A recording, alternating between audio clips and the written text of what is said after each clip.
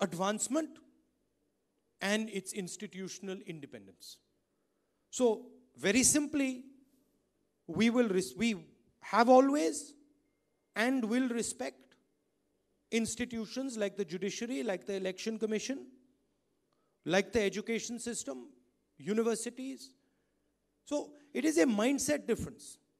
We are much more interested in bringing in the voice of the people of this country into governance. And sometimes, frankly, it looks very chaotic. When the Congress party is operating, there's a lot of chaos, there's a lot of noise, but that is part of democracy. So we are ideologically completely against this assault that is taking place. And we simply will not allow it and we will not do it. And frankly, we'll have to do a lot of repair work. Because what has been done over the last 5 years is actually devastating to this country. For the first time in our history, Supreme Court judges are coming out, taking the name of Judge Loya, indicating that the president of the BJP is involved in a murder case, and saying we are not allowed to do our work. This has never happened in Indian history. Right? And you can see this imprint of the RSS. If you go to the North Block and South Block, or if you ask BJP ministers, they will all tell you that they have OSDs positioned under them directly from Nagpur. We simply don't believe that one state, one ideology, one set of people should run this country. We believe that 1.2 billion people should run this country, and the institutions are their instrument. And we will defend them. Yeah.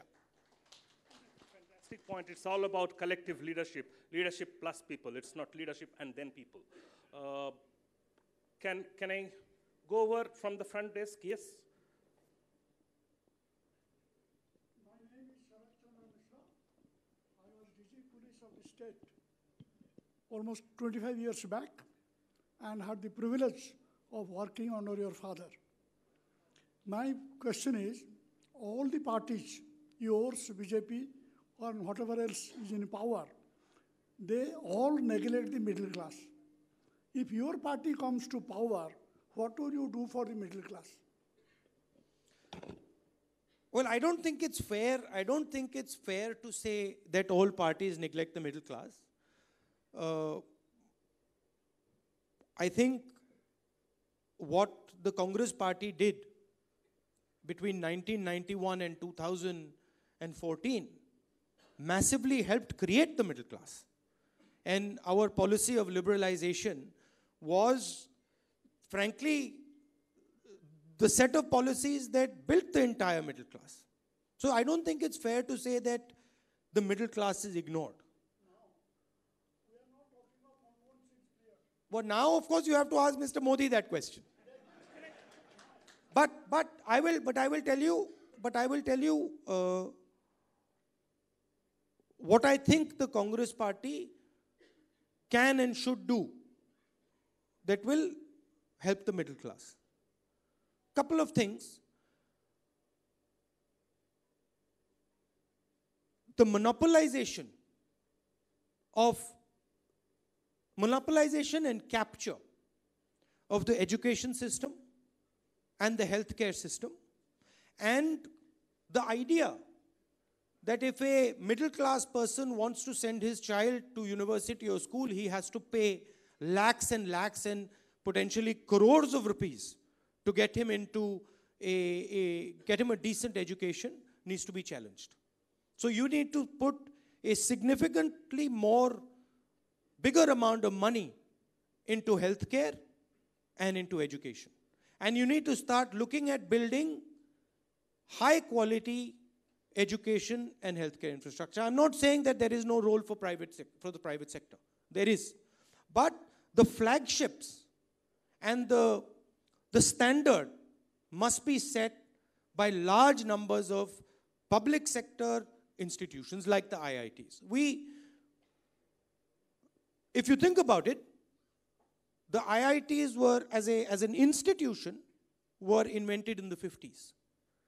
And we keep harping on how good the IITs are, and they're very good. But they're 50-year-old institutions. And one needs to think about how to transform the IIT into a 21st century institution. The value that is currently locked in the IITs needs to be opened out. For example, it is this exact same situation in healthcare. And then if you want to talk about jobs in this country, you have a complete capture of the banking system.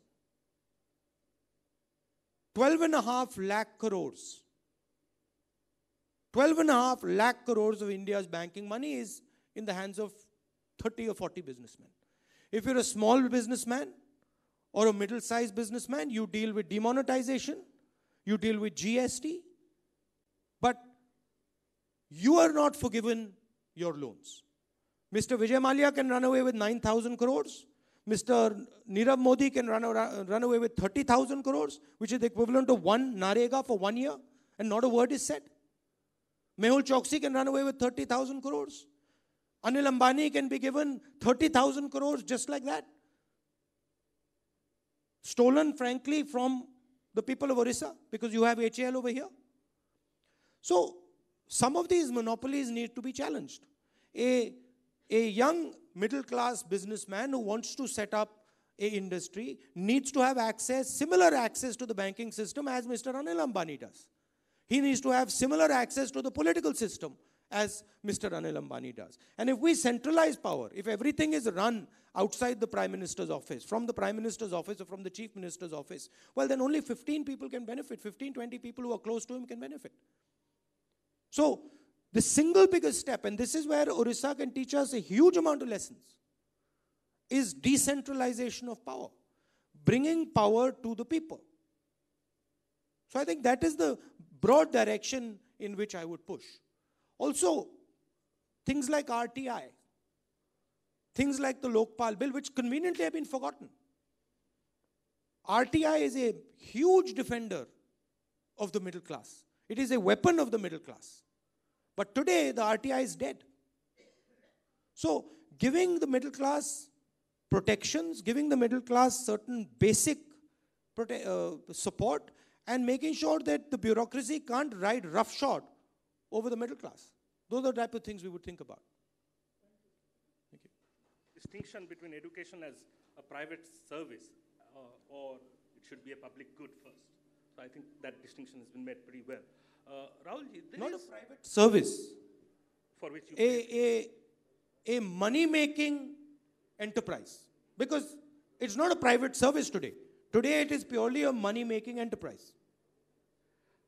Rahulji, in the context of Bhubaneswar, there is another set of anxiety that today grapples the middle class, which is about what impact and automation, artificial intelligence could have on technology-driven jobs. Because here, the aspiration is that Bhubaneswar should emerge as a tech hub. And we have a lot of IT companies. And the kind of jobs that get generated for a lot of middle-class people here are vanishing rapidly. What would be your approach to dealing with this challenge? The central challenge, if you ask me, well, I'll ask you a question to begin with. How come automation is not having an impact on job creation in China? How come China, in a world which is automating, is producing 50,000 new jobs in every 24 hours? Why? Why is it that automation is a problem in Europe, automation is a problem in India, but automation doesn't seem to bother the Chinese? I was, when I had gone to Kailash, I met a couple of their ministers and they were saying, no, job creation is not a problem in China at all. We have plenty of jobs. In fact, we have too many jobs. So, the real issue is if you are actually producing things and if you are in the technological stream, you do not have a problem. You do have a problem if you are producing the low value added jobs. If you're doing body shopping, then yes, you have a big problem. But if you're actually producing things, you don't have such a big problem. And the problem is that India is frankly not producing things. And neither is the West. Production today has been completely dominated and captured by the Chinese. What we are facing, and this is something that India has to accept, and it is refusing to accept. What you're facing is an extremely competitive China that is beating everybody at the production game. And India frankly is the only country that can step up to this challenge. Modi ji talks about make in India. What's the actual result? 24 hours, 50,000 jobs every day in China. In the same 24 hours, India produces 450 jobs. This is not my data. This is the data of the government of India in the Lok Sabha. So I'm not a believer. The same idea was put forward that computers will wipe out jobs. No, I am not a believer that automation is going to wipe out jobs. You will still need the people to build the computers. You will still need the software engineers to do the automation. You will still need all those people. But are you in that game or are you not in that game? And that to me is the real question. And frankly, today India is not in that game. And we might not like to hear it, but that's the truth. Well, the better educated is always capable of dealing with technological changes better than the poorly educated. How do we ensure that everyone gets better education, not just education? I'll take one step back. Number one, you simply cannot forget about agriculture. Today, and this is going on in every single state, today governments are under the impression that agriculture is a weight. That agriculture is something that really we just have to deal with, unfortunately. In fact, agriculture is the backbone of any country.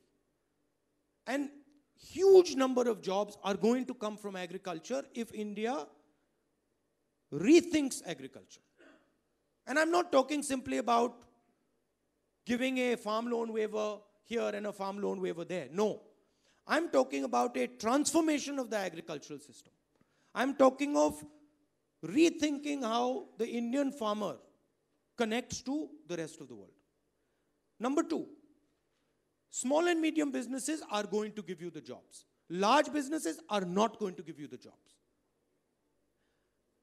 What has been done over the last 5 years is a massacre of small and medium businesses. Demonetization, GST have literally broken the back of these businesses. Instead of seeing them as our biggest assets, instead of seeing them as our biggest strength, which they are, we have basically, Mr. Modi has destroyed them. So the central question in front of our country is how do you produce jobs? And India has a job crisis. There's no question about that. There is no state in India which today is not facing a job crisis. Now, huge part of that is education. You want an education in India, you have a system where it is mostly privatized. A lot of it is not job related. A lot of it has nothing to do with the type of skills that are required. So you need to re-engineer these things and realign these things. Today, if you listen to the conversation in India and you read the newspapers, the main thing people talk about is growth. If we have 9% growth, we are doing well. If we have 7% growth, we are not doing so well. If we have 6% growth, we had a real problem. Nobody talks about jobs. You can grow at 9% and still have no jobs. And that is really the problem in India. So we have to change our mindset, and we have to take our mindset, much like we did when we carried out the Green Revolution, much like we did when we did liberalization, that we are now searching for a new paradigm. And that our old paradigm that worked from 1990 to 2010 or 11 is no longer working. And what the current government is trying to do is trying to rework that paradigm. And those tools are not going to work. It's finished. So we have to re-engineer and rethink what are the tools going to be. We are at a, if you want to call it, we are at a liberalization, pre-liberalization, pre-green revolution moment, where India can no longer tinker around. India now has to make 1 or 2 or 3 key strategic decisions and push them hard. And the central problem is, how do we deal with agriculture? How do we deal with the job crisis? And how do we align our healthcare and education system to provide the protection and the support that is required to fight this battle? We are entering a completely new world. Internationally, we are moving from a one-power dominated world to a growing China. And frankly, we have to compete with China. And we have to accept that the single biggest challenge is China's ability to produce job after job after job. I mean, if you look behind this mic, it's probably got made in China written on it. If you look behind your phones, it's got made in China written on it. Everything is being made in China. And we have to, as a powerful country, as a confident country, as a country that has shown the world what it can do, we have to take up this challenge and say we're going to do it now. And that is where Orissa has a role to play. Great. We have to rethink our development paradigm. That's the fantastic takeaway from here. Can I now turn to a lady? Yeah. We'll come back. We'll try and come back. Can we have a couple more microphones so that, we don't waste distributing them? Well, congratulations, first of all, for your last victory, Rahulji. And my name is Rutuparna Mohanty, and I am working for women development in Odisha last 2 decades. And my subject is conflict resolution and peace building. I have visited all over Odisha and visiting frequently, and tribal, rural, everywhere I have gone. I am only keen for Odisha's development. Of course, I'm Indian, but I just wanted to ask you, there is election. हमारे सामने election है, और BJD has a structured vote bank.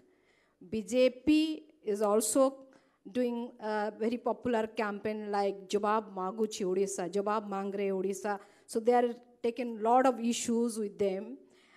And Congress leaders, big leaders, are resigning.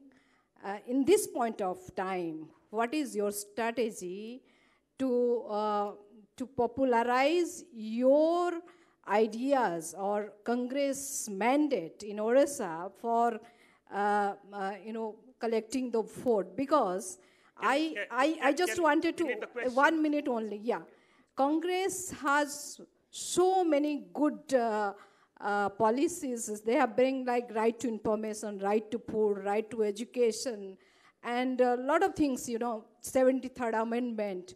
But why there is no visibility or success stories for your, this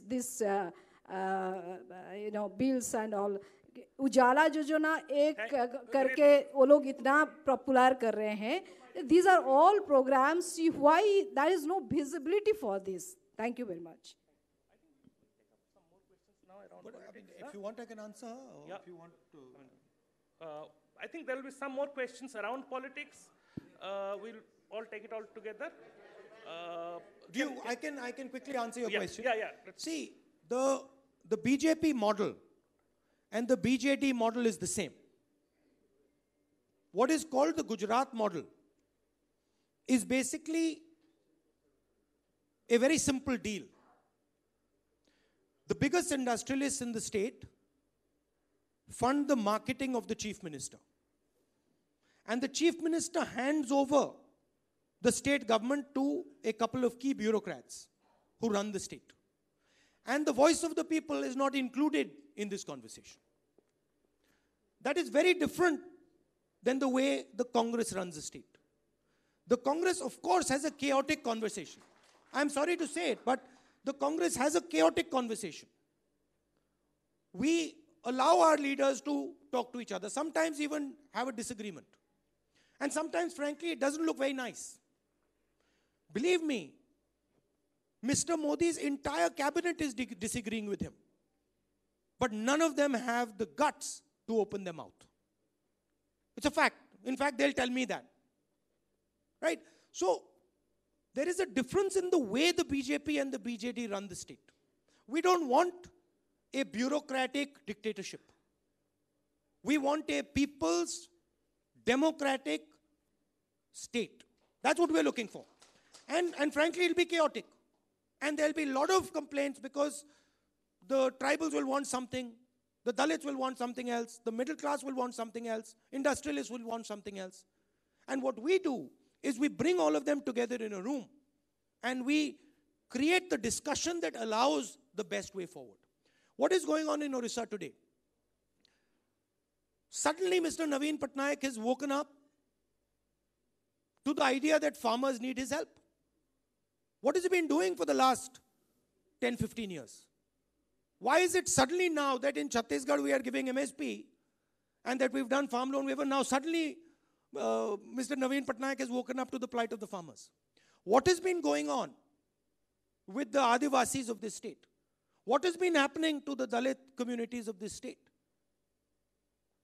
So these are the type of things that we will challenge. But most importantly, what the Congress brings is a conversation like this. I'd like to ask you a simple question. Has Mr. Naveen Patnaik had a conversation like this with you? Ever? Has Mr. Modi ever had a conversation like this with you? I am coming out here. Why? Because I respect your voice. And I am putting myself out. I'm taking a risk because I can get questions. I can get difficult questions. But I learn. And I understand that actually you're the people with the knowledge. If I am under the impression that I know more than you about Orissa, then there's something wrong with me. So my model is, you obviously know more about Orissa. And why I'm having a conversation with you is because I want to get some knowledge, to get some understanding from you. Because I want to understand what is the spirit of Orissa saying today. What are the people of Orissa saying today? I don't really want to come and lecture you about what I think. I can tell you about what is going on in India. I can tell you how we are fighting the BJP. I can tell you how we are going to defeat them in 2019. But you're the people who are going to tell me, listen, this is how you need to think about Orissa. That's not how Mr. Naveen Patnaik thinks. That's not how Mr. Narendra Modi thinks. Mr. Narendra Modi is under the impression that he knows everything, about everything. And that is the big difference.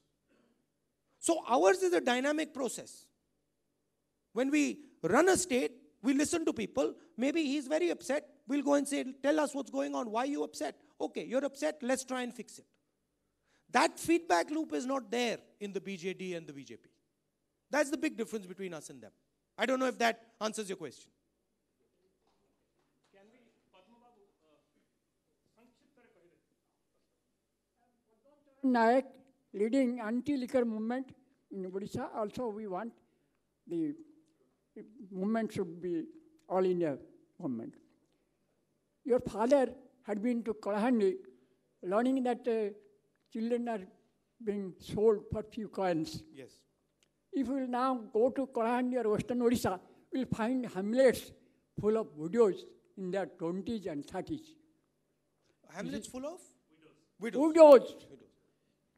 Unlike Western countries, our youth consume so much liquor that they get intoxicated and within few years they die. So it is the number one problem, not only for Odisha, it is pan-Indian problem. Unfortunately, Congress, which implemented provision Gujarat, and that Congress also here in Odisha also enacted anti-liquor act in 1956, but is not implemented. My request is to consider this problem Fijians' problem we understand because it involves a large section and our economy, etc.